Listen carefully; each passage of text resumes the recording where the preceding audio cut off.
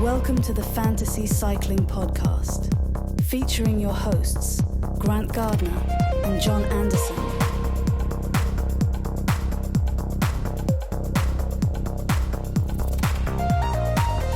Chapeau, you're in the mix. You are in the mix with John and Grant in the Fantasy Cycling Podcast. What up, Grant? Giro d'Italia, it's here. Locking it in. I'm focused.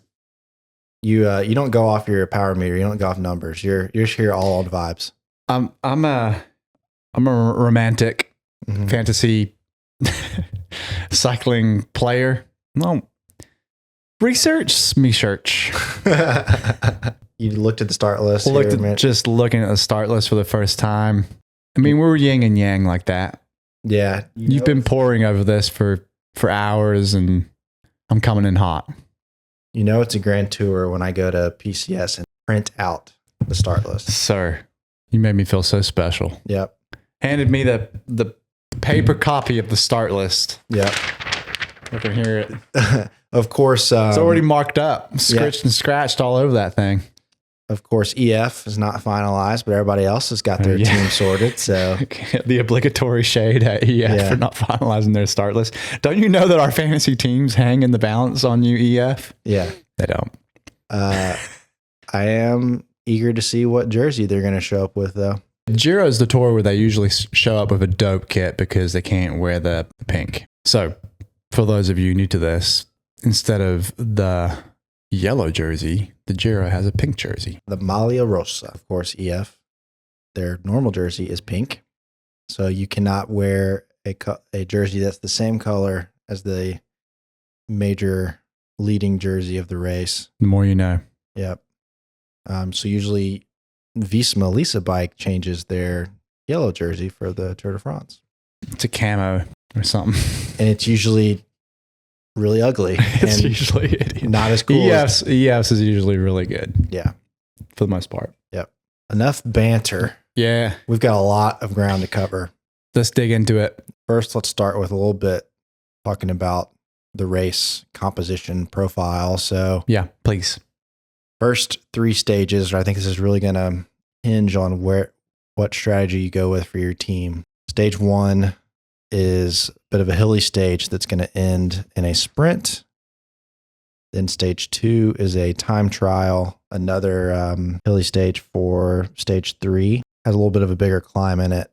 Could be more of a breakaway stage, or we could start to see some of those GC actors come into play like Primož Roglič, or it gets more controlled and we see an actual sprint at the end. So either way, a rouleur type character is going to factor in to the first 3 stages. And if they can also time trial, they could be racking up a lot of points. Looking at you, Wout van Aert. And then we got a quick rest day before we head over to Italy after the start in Albania. We've got a classic sprint stage on stage 4. Hilly, kind of all over the place, uphill finish on stage 5, classic sprint stage on stage 6, or maybe a day for the breakaway with some climbs in there. Stage 7 is our first real mountain stage. We've got a few hilly stages in there, and then stage 10, another individual time trial. Hilly, flat, and then by the time we get into week 3, that's where all the mountains are gonna come in.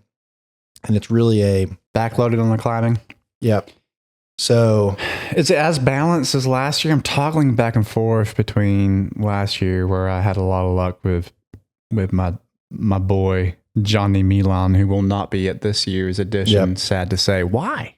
I think he's focusing on the Tour de France. Okay. But it looks to be about the same as last year from like a stage makeup ratio, but very maybe more backloaded on the back final weeks. Yeah, and to a degree to where you could see something be established earlier on and then sit through like that first half. Is that fair? It'd be pretty easy for riders that can time trial that are going for GC. It's gonna be pretty easy for them to control this race, I think. They're not going to have to do as much work until week 3. And if you look at the breakdown of numbers of stage, we kind of went through everything real quick right there, but very quick. 8 hilly stages, 2 individual time trials, 6 potential sprint stages, or some of those could be breakaway stages, and then 5 true mountain stages. Okay. As with most Grand Tours, you're going to need if you're going to have a successful team, you need to pick the overall winner on GC. You need to pick the best sprinter, or whoever's going to win the most stages. Usually those end up being sprint stages. If you don't have either of those, you're in trouble. Yeah. Yeah. And then there's got to be a mix of either stage winners, youth, or another strong climber. Yeah, somebody that's going to win potentially the youth category, potentially the KOM jersey, or who's going to be in both the youth and either the KOM or the sprint or the GC. Yep. And then you're going to need a smattering of 200 credit riders that nobody really predicted, and they win a couple stages, but they're so underpicked that that's a real differentiator for you, because only 1% of users pick so-and-so, and they end up winning 1 or 2 stages. You're going to just get those points that nobody else got. I want to just to look back in the past, the best possible team last year was Tadej Pogačar. He won like 6 stages. Danny Martinez, Johnny Milan, sprinter, Geraint Thomas, Antonio Tiberi, Tim Merlier, Timon Arnsman, George Steinhauser. That was who I was trying to think of earlier. And Filippo Zana. So it's you've got, I think the budgets are different this year. Are they? It was the same last year. So yeah, you're going to have 6,000 credits instead of 5,000 that you normally have at most other races. Statistically, best possible team only has 1,200 credit rider on this, but those are all big names. Yeah. Steinhauser and Zana are your less notable wild brands. Card, A little bit your wild card brand. And you got 2 sprinters on there. You got Merlier and Milan. Yeah. So always good to look back at previous races and see how that might inform what you do on this one. And one thing that I'm going to say about this year's race is there is no Pogačar. There is no... Which means it's probably going to be darn entertaining. It's going to be really exciting. So before we even get into the nitty gritty of who we're picking and the categories and everything, I think this is going to be one of the best. It's going to be a good one. One of the best Grand Tours of the last few years. There's a lot of parity between the leaders. There's a little bit of drama, of leadership within each team. A lot of these teams are taking 2 potential leaders. UAE's got 3 or 4 potential leaders.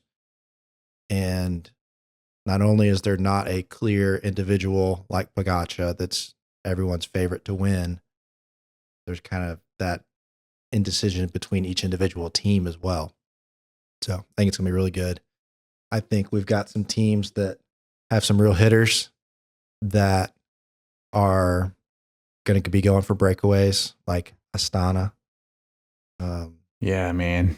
So Astana is lighting up the relegation boards and moving up the rankings with their season so far. And this is a good transition into talking about the teams and just getting like the overall vibe. I think it's important when you look down these start lists, take note kind of the composition, and we'll go through each of them and give you our take, but it's important to know, what's their focus going to be based off of who they're taking. Do they have a divided kind of cover all their bases look where they've got a mixture of stage hunters, GC riders, and a sprinter? If it is going to be a GC team, is there clear leadership? Is there a clear objective amongst that team? And that can factor into your choices a lot too. But why not just start with Astana, man? Maybe a dark horse team to get some sneaky results out of the Giro. Yeah, and I think we should go rapid fire through each team. Just vibe check. Boom. We'll start with the 23rd team, and then if we want to go every other team through each team and give me your thoughts. Yep. So you start with Astana, and then I'll take the next one. Yeah, Astana. Lucky Lorenzo, Fortunato, Diego Lucy, Max Cantor, Wout Poels. It's a brand name from the climbing perspective. Shoot, even Scaroni. They're hungry for points. They're not going to be winning. They're not going to have anyone in the top 5 for GC, but could be a sneaky stage hunting team. Yeah. Dark horse.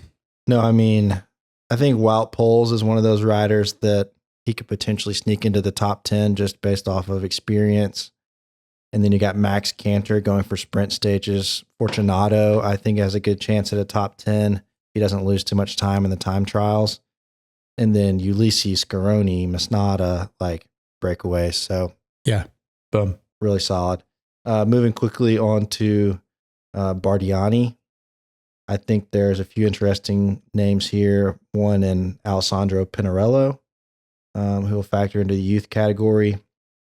And then these guys, I mean, it's a full Italian team. And these guys are going to be factoring into breakaways. Filippo Fiorelli, Enrico Zanincello for the sprints. Tarazzi, I mean, solid team. And you know that they're going to be getting some TV time. So if you're looking for 200 credit riders, I would consider this team. All right, UAE. What are we seeing there? Is it me? Yeah. Ayuso hitter, great year to start. Really, really good team. Amazing climbers. Probably the best climbing team, top to bottom. Del Toro is so good. Brandon McNulty, good time trialist. Jay Vine, decent time. Well, good time trialist, decent. Yeah. Adam Yates, really good as well. A lot of experience. Hasn't looked like Yatesian so far this year, in my opinion. They're going for this. But like we mentioned last week, where is the North Star? Pog, is there going to be any drama between Yates and Ayuso? I think it's going to be Ayuso, but watch out for that. Yeah. No, I think Ayuso is the clear favorite. One of the clear favorites to win the whole race. But there is going to be a lot of potential infighting. Is McNulty and Vine and Yates going to be content to sit in front of Ayuso every day and then burn off at the end of the climbs and have nothing for themselves? I will say Vines and Yates are good soldiers. They are. It's not like they got Almeida in there. Yeah. So I think there is enough of a pecking order there, but I could see things getting antsy at some point.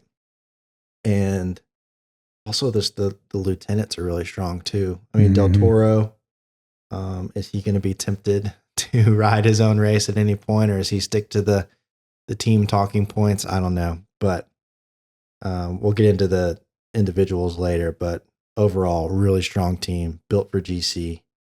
Moving on to Tudor, Michael Storer is their leader, and I think he's got an opportunity to finish really high on GC. The betting odds like him, so do not mess with Rick Plumiers. Yeah, Team Visma, Lisa Bike.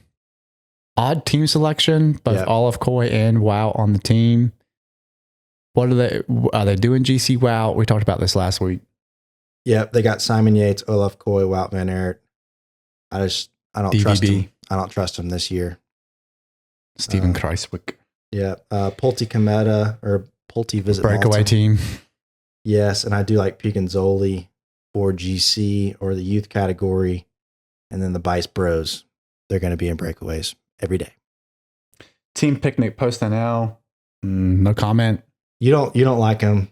I mean, they got Bardet and Max Poole, so I'm a fan of those Max guys. Poole. I'll ride with Max Poole. I mean, Bardet, respect on his name, but he's on his retirement tour. Yep. Team JK Alula. Dude, Chris Harper is a fantasy gold kind of rider. Luke Platt will burn you. Don't get too into it. Yeah. Filippo Zana is good. I could see. I can't make out their motivations here. I could see Zana winning A stage. A stage, yeah. I could see a lot of people hoping that Luke Plapp will win a stage, but he won't. Yep. And Chris Harper is a type of guy that could ride himself into the top 15, nay, may I even say a top 10 of a GC, but probably won't. Yep. All right, So quick step. Yeah. Mikel Landa, he's got a lot of fans out there, but does he still have the legs? I don't know. And they've also got Ethan Hayter, Luke Lamperti, and Paul Manier, which is a little nice sprint train there. Yeah. Yeah. So I could see them taking one or two stages there, really, just that are sprints or kind of breakaway days. They got some fast finishers, so look out for them. Q36.5 is the Pidcock show. Yeah. Too much of an unknown for me for a Grand Tour at this point. Yeah, I'm not putting a lot of stock behind. I'm telling you, if GC doesn't go well for Pidcock, he will take a stage. Correct. Or two. So that could be... There still could be points behind. There could be some points behind Pidcock because he'll cut bait on GC and he'll go for stages. Yep. Movistar. Ina Rubio was big last year. Did well. Cepeda can climb. Nairo Quintana. Not bad. Not the best team we've seen from Movistar. Not a fun team. It's not a fun. Yeah. Cool. If you're not going to be good, be fun. Yeah. So I think I got Davide Formolo there. I could see him winning a breakaway stage. Really? But as far as true contenders, I think they're saving their matches for the Tour de France, which is fair. Lidl Trek. This is a good team. They've got Giulio Ciccone, will be their leader. Mads Pedersen, who's on fire, and he's been climbing well this season. Divided interests, though. Yeah. Sprint stages and GC, I guess. Yeah. So that is why you might want to stray away from either of those. I guess so, yeah. Because of divided interests. I mean, I think if you have to choose between the two, Pedersen is still the one that can eat. Yeah. Even with a divided interest team. Yep. Israel Premier Tech. One of my favorite riders, Derek G. Marco Thrigo had a big win in, was it Tour de Alps? I believe so, yes. Yeah. Nick Schultz is no slouch. Corbin Strong is no slouch. Jan Hurt is no slouch. Jakob Fuglsang, little blast from, what year is it? 2025? It's not 2017 anymore, I'll tell you that. And Simon Clark as well, a real lieutenant, real road captain. So, man, you gave me no warning we were doing this. I feel like we've got a long way to go. We can trim.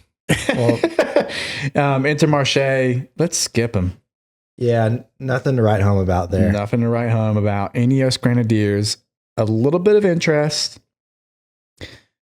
Was a big fan of Bernal last season because he was so cheap. He's gone up in cost, 600. Yeah. I mean, he's won this race before. Timon Arensman does well here. He looked good at Tour de Alps. They seem to be all in for GC. There's no sprinter here. Hey, what's his name retired today? Caleb Ewan. Caleb Ewan. He's not there. Josh Tarlin can time trial. He can work. Groupama, FDJ. What'd you say?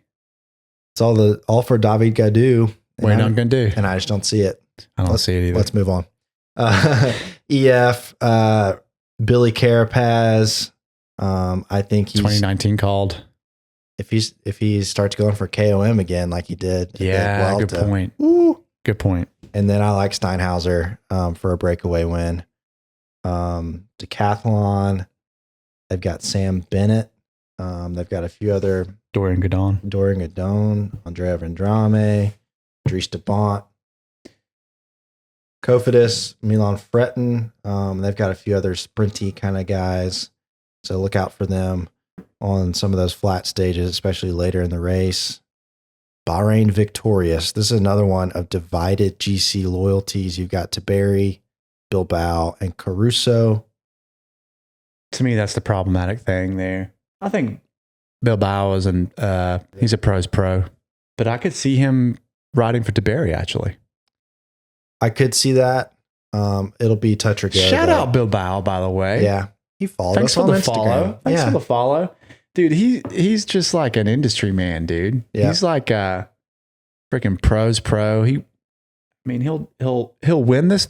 He's probably like saying on the team bus, like, hey, what you need? You need me to ride in the top 5 on the podium for this thing? I can do it. You want me to ride for Tiberi? I'll do that. I'll get your boy Tiberi. You know, he's good. Yeah. What a freaking G.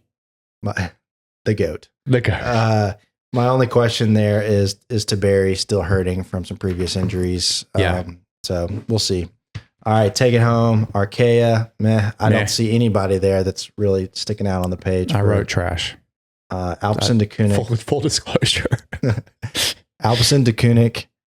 They're all behind Caden Groves for the sprints, which could be a great strategy. And as I said earlier, he was in the best team from last year. Yep. And then finally, Red Bull Bora Hansgrohe. Probably the favorite. I think he's the favorite to win it all. They've also got Jai Hindley. Former winner. And Julia Pellizzari, who looked really good at this race last year and earned him a contract. So yeah, they're a solid team. Yep. Take a deep breath. Man, take a sip of the IPA there. Might need a cigarette after that. So, I mean, what are you feeling? So for me, I'm trying to decide between Derek G or Arnsman. So I like Arnsman. He's if you look at, man, where did my phone go? If you look at his results, I think in the last 3 years, I think he finished 6th last year and 6th the year before, racked up some fantasy points. He looked good at Tour de Alps. So I like that. You know, he finished 7th last year. I think 7th. Doing this without looking at my computer. Derek G. So I can't decide between the two of them. No, I think that's one of the tough decisions there. G versus Aaronsman. Personally, the decision I'm struggling with is what sprinter, roulaire type do I take? Take both. And, well, I mean, so I'm in between Caden Groves and Mats Pedersen. So Pedersen is 1,200, right? Yep. Groves is 1,000. Don't. Yeah, We've said it before. Don't buy something just because it's on sale. But is it a good opportunity? I mean, I've done a 4-pronged. Can you fit that in the budget? I can't remember. Potentially. Let's go through the categories. Let's do it. So, since we're talking pricing, let's get your checkbook out. Yeah. So, top of the table here, we've got Roglic, Ayuso, Van Aert, Pedersen, all at 1,200 credits. I think Roglic is a must take. I would argue Ayuso is pretty close to being a must take as well. I think they're the two best riders in this race. And Roglic can sometimes have a wobble. He can crash out, but the odds of both of those two being in the top 3 is pretty good. Yep. Van Aert, the first 3 stages are built for him, but not the most confidence inspiring beginning to a season from Wout. No. And mainly because if he's going to be worth the points, you need him to win the stages. In the classics, you could have been content with him finishing 4th and still getting a bunch of fantasy points. But you need him to win these stages, and he just hasn't. If he's losing sprints to, who is he losing sprints to? Like, I can't even remember some of those classics. But like Climber Boys. He lost the sprint to Nielsen Palace. That's who it was. That is our 1,200 credit category. So I like 3 out of those 4. I mean, I feel you on the Wout is positioned well for the first 3 stages, given his time trialing ability and sprinting ability. He's very versatile. Yeah. But I don't know if I have a lot of confidence in him right now. Yep. All right. 1,000. We got Yates, Groves, Olaf Koy. Are we not talking enough about Olaf Koy? Mikkel Landa and Thomas Pidcock. Landa, probably not worth the spend. If he was 7.6% of users are taking him. If he was 600 or 800 credits, yeah, I'd be a lot more intrigued. Your comment on Olaf Koy there, because Groves is the same price, I'd rather take Groves because he's shown that he can climb. Had a great Giro last year. And Vuelta. So he's shown he can climb. And he's had a good start to the season, to be honest. Yeah. So great reasoning to take him. Yates is he's a lieutenant and he hasn't shown the form to start this season. And then Pidcock, a little bit of a wild card, but would not knock you for taking him. He's a dynamic rider. He likes to win.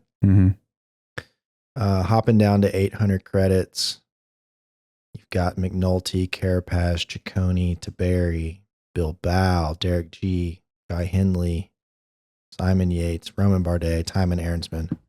I think this is a really tough category. Yeah. These are the people that you want to fit on. And if you have too many of that top tier category, that 1,200 point range, my eyes are drawn to McNulty, Taberi, and Bilbao again, Derek G. I mean, Jai Hindley, former winner, but he's going to be in service to ROG. There's a clear objective there. Roman Bardet, I'd stay away from just because he's on the retirement tour. I already mentioned this, but 188 points in 2022, 170 points in 2023, and 228 points in 2024 for Timon Aaronsman. I see a trend. But not a lot of people, 10% of users are taking him. Yeah, in that category, it's going to be Aaronsman or Bilbao for me. Let's see what the stats are. 3%, and a lot more people are taking Taberi over Bilbao, even with the crash. He did score 332 points in this race last year. Got fifth. Good for him. All right. We're not going to go through everyone in 600, but some big names here. Michael Storer, Egan Bernal, Max Poole. I mean, with the odds makers out there having Michael Storer so high, and he's only 600 credits. I mean, that's probably a fantasy lock right there. Is it a lock or is it a trap? Lock. Okay. He looked good at Alps. He's got some years under his belt now. He's got some experience. The team's all built around him. He got 10th last year. Gives him a good footing to build upon. I think it's a lock. All right. What are you saying? I agree. I was just testing you. Okay. Zooming down to 400. Some names I really like here. Scaroni, Manier, Picanzoli, and somebody I'm going to call out that I know is on your radar, Josh Tarling. I think Give me 4 minutes on Tarling. I think Josh Tarling is a lock because you've got a lock. Yes. He's for some points. He's only 400 credits. Are you expecting him to make some noise? I think it's just the time trial factor. So yeah, he's the best time trialist in this race. There's 2 time trials, one of which comes on stage 2. So I think there's a strong chance that he can take the Maglia Rosa on stage 2 if he finishes high enough on stage 1. And he could potentially hold the Maglia Rosa for a few days. And then regardless of if that happens or not, he's likely to win the second time trial on stage 10 as well. Bet. So what is that? At least 90 points right there, guaranteed for a 400 credit rider. So if you're interested in anyone else at that point range, I would just point out Lucky Lorenzo Fortunato riding in his home race. A lot of people are taking him. He got 12th last year, Grant, on GC. 98 fantasy points. Not nothing. Not nothing. For 400 credits, I mean, that's good. I think that's only... Yeah, you already mentioned Scaroni. Somebody like a Paul Meunier is dangerous in a race like this. Great on the hills.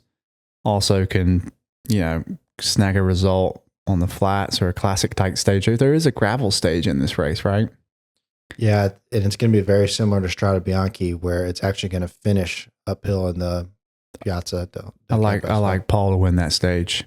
Ooh. But he's never done the Giro before, so it's a first timer for him. So I think I would be choosing between him, as you said, Tarling and Lorenzo Fortunato. Okay. So and then 200 down in the depths. So get out your metal detector. We're looking for gold. So I'm gonna filter for the most valuable riders in the current season in the 200 credit category. The top three are Manuele Tarozzi, Timo Killick, and Jefferson Alvaro Cepeda. Very interesting. Honestly, I would not pick any of those three, except for maybe Tarozzi. Killick could win a breakaway stage, but he's going to be in service of Caden Groves for the most part. Personally, in this category, I'm liking Georg Steinhauser, who we've mentioned already, Eduardo Zambanini. You've got Davide De Preto. So a lot of opportunity here. Who do you like in 200 credits? It's a toughie.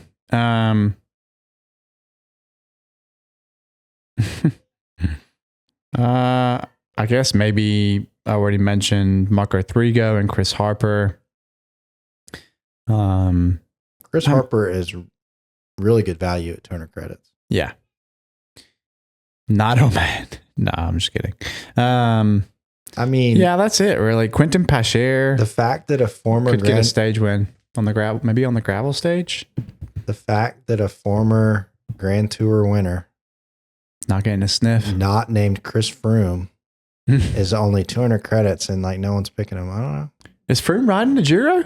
No, I'm saying like, I'm saying for like Nairo Quintana, like he's only 200 credits and he's not Chris Froome. Like he's actually still kind of good. Yeah. But who are we kidding? There's probably some better value out there than picking Nairo Quintana. But that's going to be, like we say before, 200 credits. It can be a make or break category just because it's more of a crapshoot in terms of who's going to be successful. There's going to be someone random in here that gets into your top 9. You just got to find that diamond in the rough. All right. That's how the race is won. That leads Carlos Verona. Nah. No, I'm just still scanning here. Trying to find diamonds. The 200 category in this Giro was not good. Sometimes I'm like, I like these. I like a lot of, I want to take more. 200. Does that ever happen to you? Like, I want to fit more 200 credit riders. Sometimes, yeah, especially at the Tour de France. But I don't know. There's some names in here that I do really like.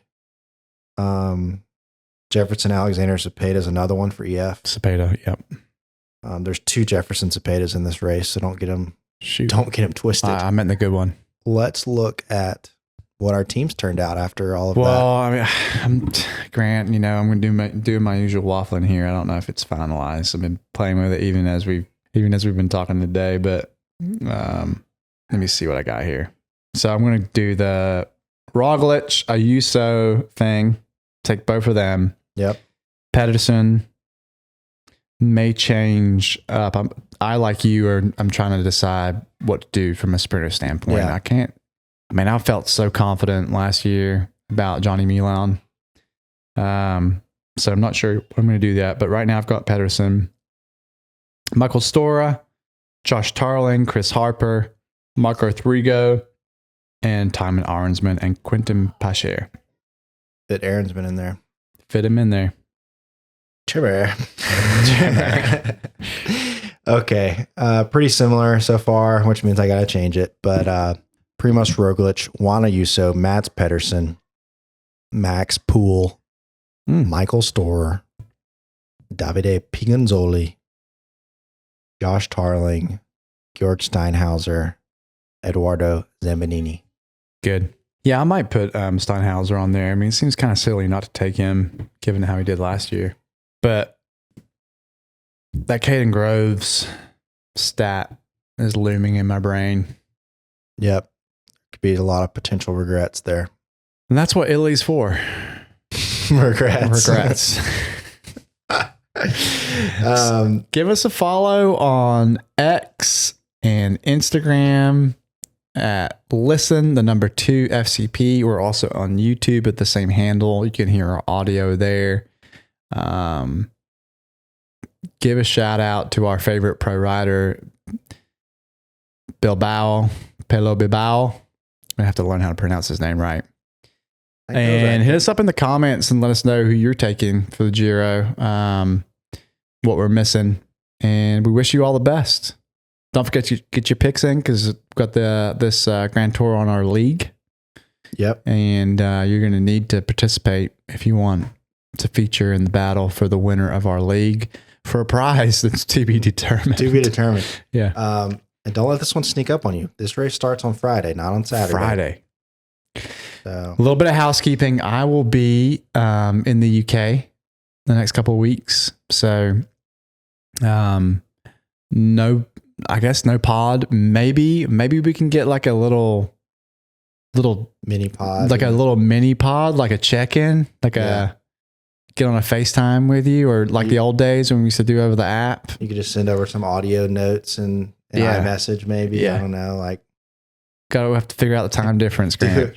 Do a little travel journal like they do with the cycling podcast. Except I'm in England. Yeah. England and Scotland. It's like raining. Yeah. While I was watching like sunny Italy. No, but I'm excited to take the trip, but we'll be sad to not be talking with you each week because it's like the spring fever of like Grand Tours. It's like, yes, we're back. Yep. All right. Best of luck to you all. And we'll talk to you again, I guess, probably after if we don't get a little sneaky pod in while I'm out of the country, we'll talk to you after we see how the tour goes. So best of luck. See you then.